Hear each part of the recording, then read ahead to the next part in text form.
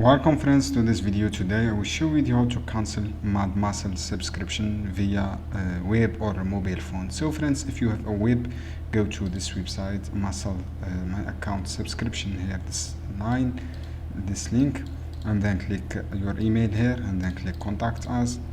After that friends, choose a refund request and free write refund, for example subscription related about subscription, write your email and then write subject, for example cancel subscription from this section, and then write your description and write all the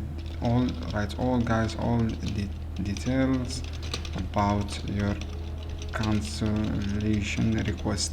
And then if you have any uploaded attachment, you can upload here and then click submit. This is how you can do, guys. It is a first step. And if you have a mobile on your mobile, guys, you can go to your account payment and click scroll down, you find subscription, click manage your subscription, and then you can cancel your subscription through your payment on Google. This is how you can do, guys. I hope this video helpful for you. Then don't forget to give like and give share this video for more content. Same thing, guys, about App Store. If you have App Store payment, right, for example subscription,